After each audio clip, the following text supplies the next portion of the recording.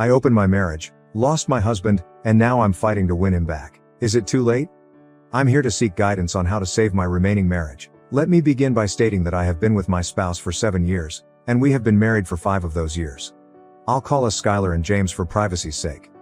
In our second year of community college, we got to know one another.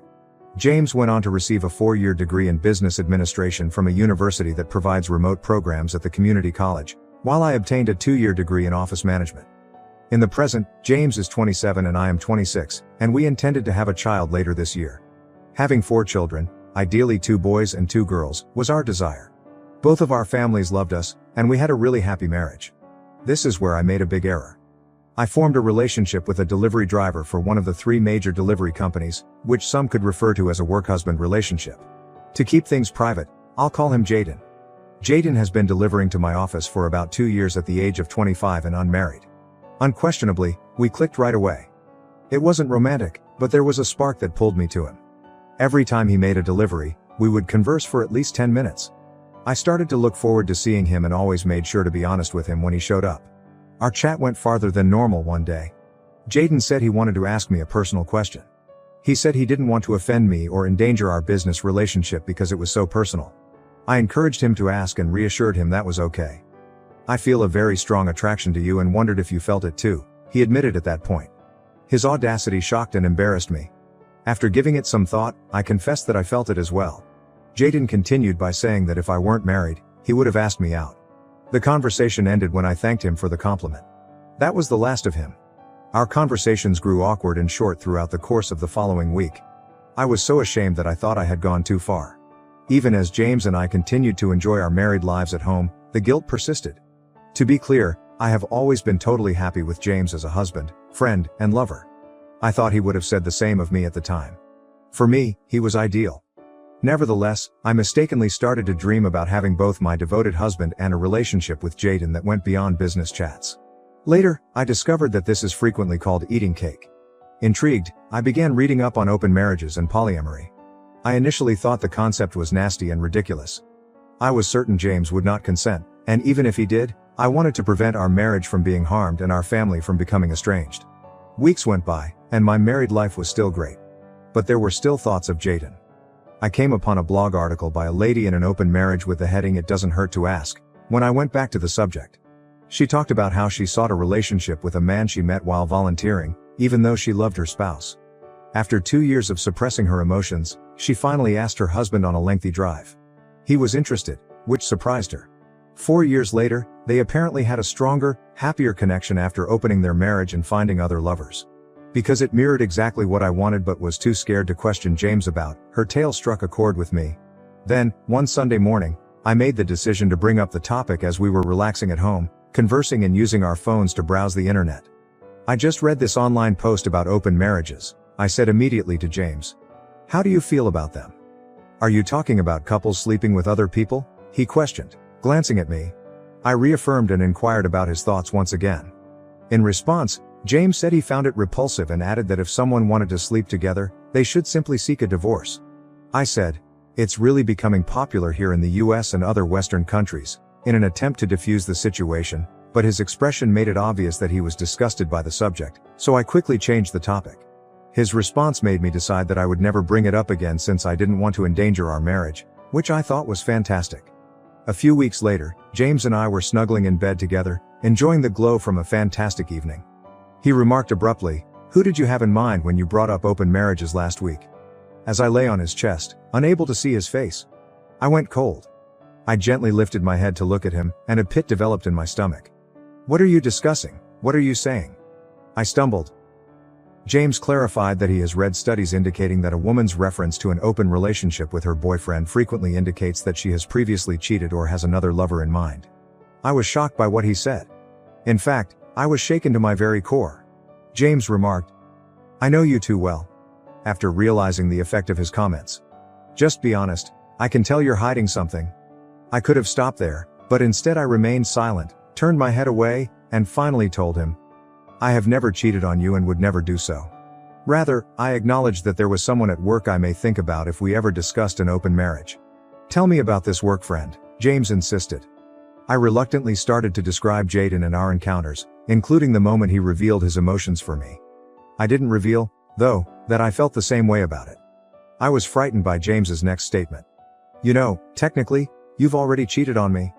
I retaliated defensively, saying, "I haven't cheated. Your relationship with this Jayden guy is what's known as an emotional affair," James retorted. James gave me an explanation of the term because I had never heard it before. I listened in frustration as he explained the workings of emotional affairs. James finally proposed that we end the conversation since he needed to go to bed because he had an early start the next day. I couldn't fall asleep, but he did. Rather, I picked up my phone and began looking up emotional affairs. What James had asserted was supported by article after article. My relationship with Jayden was more than simply an emotional one. It was a full-fledged one. I was overcome with guilt. I felt like I had let my hubby down. I went downstairs to make myself some tea because I couldn't sleep, and at around 4 in the morning, I fell asleep on the couch. James kissed me awake at 6:45 a.m. "I'm heading out for work," he declared. As usual, I kissed him back and told him I loved him, but this time, with guilt weighing heavily on my mind, I made it clearer than ever. "You should start your day. It's almost 7 a.m. After making love for a few days, we were laying in bed once more when James abruptly remarked, "If you truly want to, I'd be willing to try an open marriage." "Why are you bringing this up now?" I questioned, stunned. He clarified that he had been considering our earlier chats and reasoned that if it was something we wanted, we should attempt it while we were still young. I pledged never to endanger our marriage or our love, but I did show cautious attention. I told him, "You are the most significant person in my life. If our love bond is strong, it will withstand infidelity," James retorted. James didn't respond when I retorted, "A mutual open relationship wouldn't be considered infidelity because we'd both agree to it. Consider our marriage open, starting right now," he remarked instead. Surprised again, I told him to calm down and that we needed to set ground rules. He made the following specifics. We had to let people know ahead of time who we would be sleeping with and when. We had to later, without going into graphic detail, tell each other about the incident. There are no exceptions to the rule that all types of closeness must be protected. I accepted his conditions and suggested a few more. We would maintain the privacy of our open marriage. We would pledge to stay together and prevent these adulterous affairs from ruining our marriage. James declared that he was unable to accept either of these terms. He refused to talk about it more and just said he didn't and wouldn't agree to them when I questioned why. I was worried since this felt totally out of character for James. I snuggled up to him in spite of my discomfort, and we dozed off. I became uncomfortable with the idea of an open relationship throughout the course of the following month because I thought James might be up to something. I chose not to pursue it and concentrated on leading a typical life. I avoided talking to Jayden at work during this time, limiting our exchanges to trivial subjects like the weather or our respective workloads. Then, one day, Jayden asked me if something was wrong and said he truly missed our discussions. I explained to him that I didn't have much time to talk because I was so busy at work and at home. I contemplated whether or not to disclose my open marriage to him. I eventually made the decision to tell him how I wish I could take that choice back. I asked Jayden to join me for a drink after work because it didn't seem acceptable to have such a chat there. He concurred. We got together at a neighborhood tavern with a terrace outside, which was ideal for the warm early spring weather. I asked him directly whether he would be interested in a relationship after telling him about my newly announced marriage. Without hesitation, he said yes. Although he respected my boundaries, Jayden acknowledged that he had been waiting for me to change his mind and that he had been dreaming about me for months. We talked flirtatiously most of the time that night. We decided to have our first romantic meeting at his flat the next day.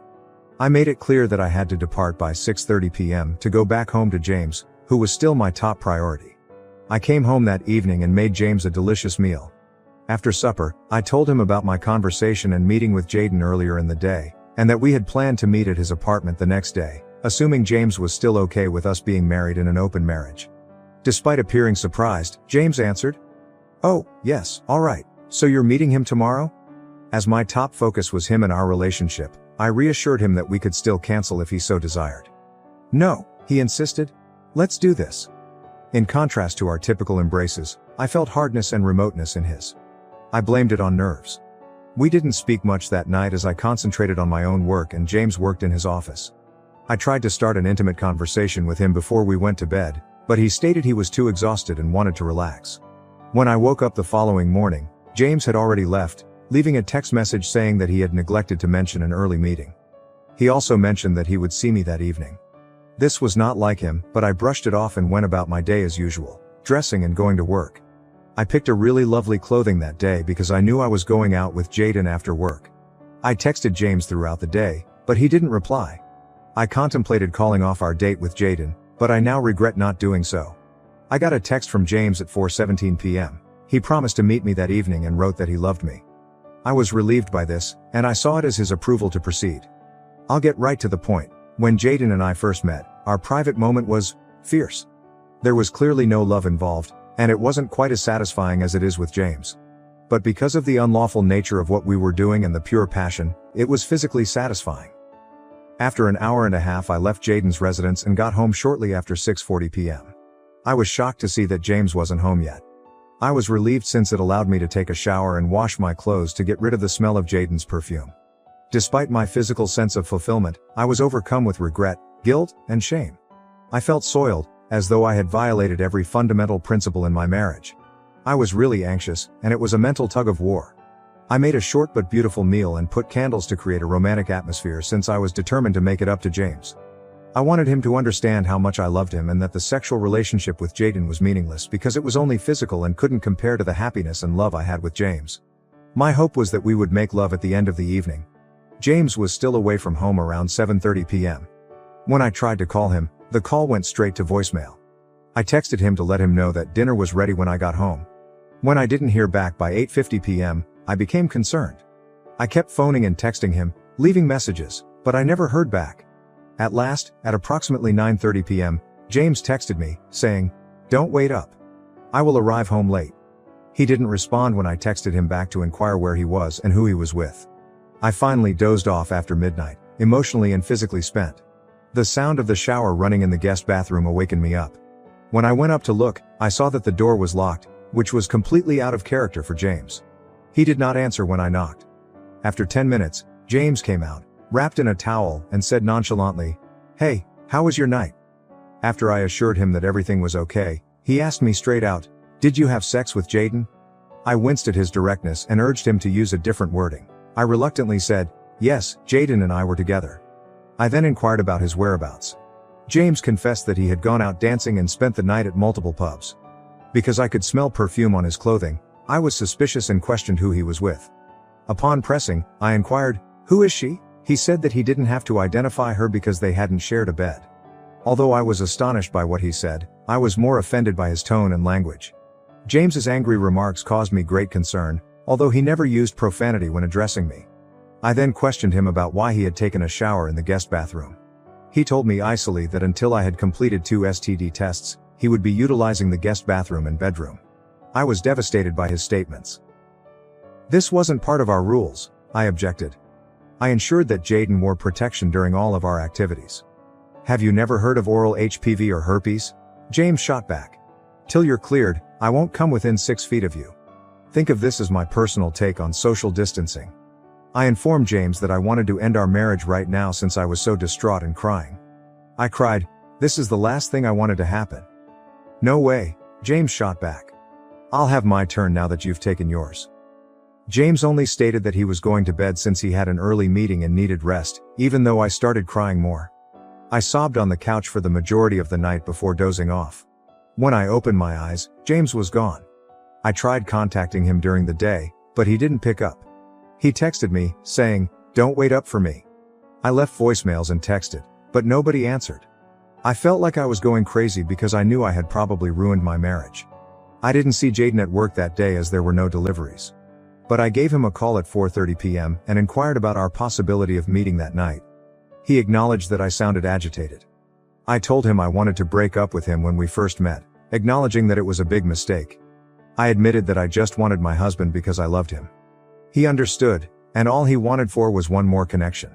Other than that, he would only ever speak to me at work. I consented, and our brief and unremarkable hookup lasted less than 10 minutes and consisted just of a basic posture. Jaden later said to me, "That was awful." I apologized, acknowledging that the entire affair was a tremendous error and not his fault. "You just laid there like a tree trunk." After getting ready and giving him one last hug, I turned to depart. I asked Jaden, bewildered, what he meant when he said, "I'll never understand women like you," before I left, but he just muttered, "Nothing, no comment, with a look of utter hatred on his face. I hurried off, sobbing all the way home. How was I able to be so foolish? I had ruined my marriage for nothing at all. I felt filthy once more and thought I was the world's most foolish person. It was 1 a.m. when James finally returned home.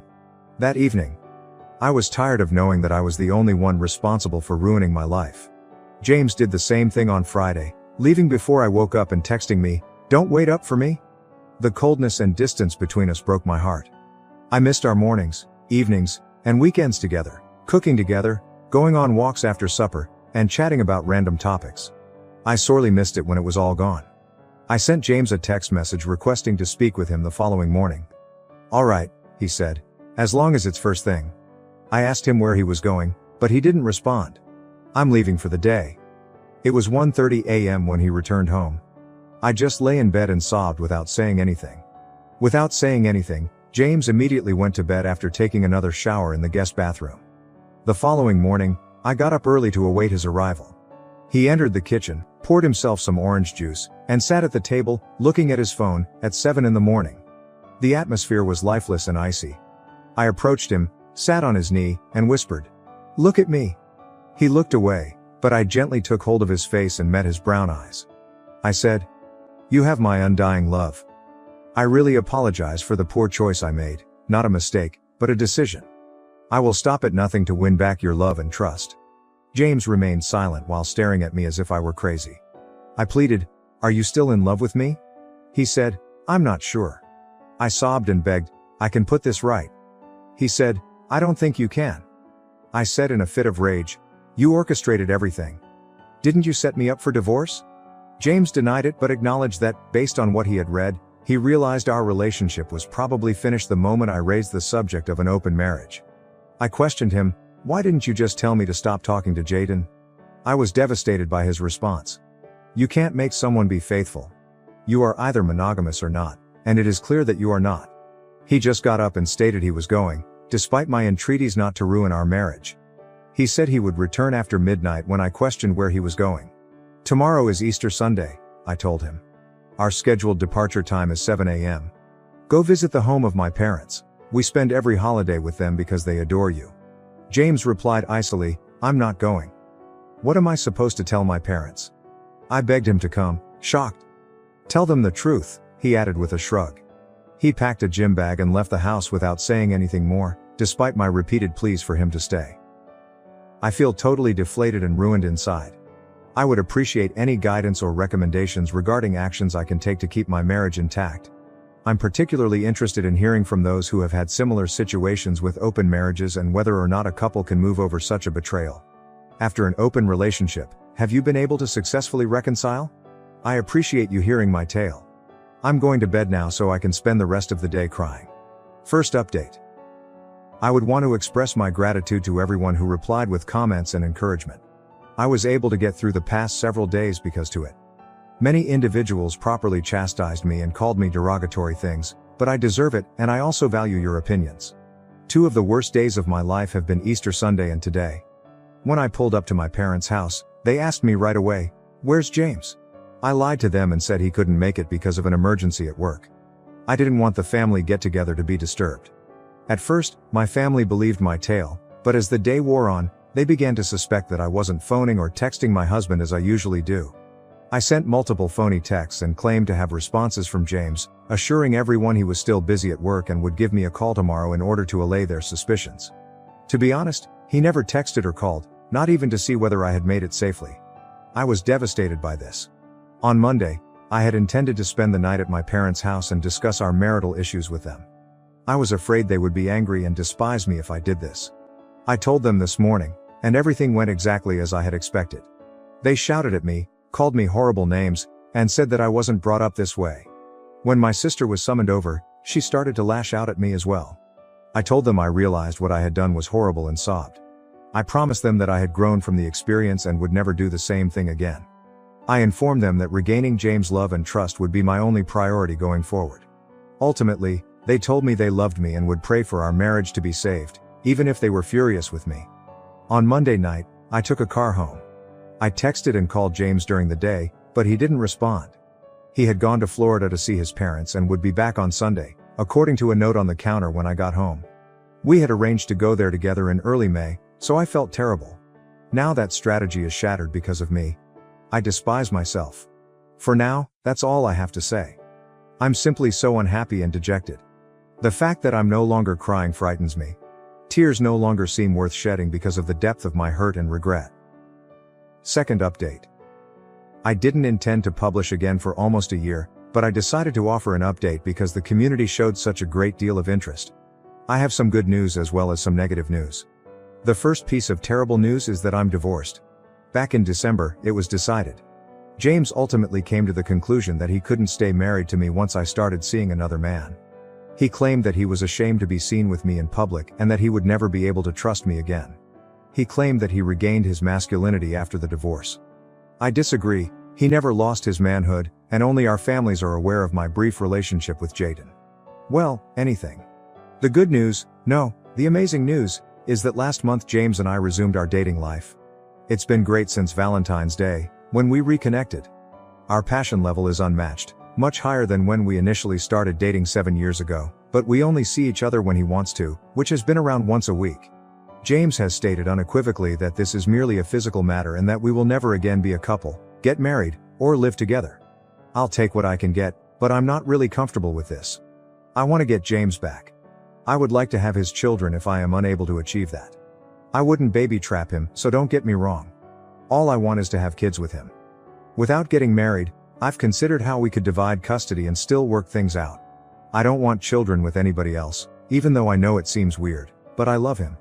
I understand that doing this would probably put any future relationships I might have with other men in jeopardy, but I only want James. That's all I have to say for now, and until something significant occurs, I doubt I'll post again. However, I would adore hearing your thoughts about my predicament. Do you believe that my decision to date James is insane? Is it better for me to go on and find someone else to start a family with? P.S. Jaden has never been an option. I simply made a poor choice with him, and I will never do it again. Thank you,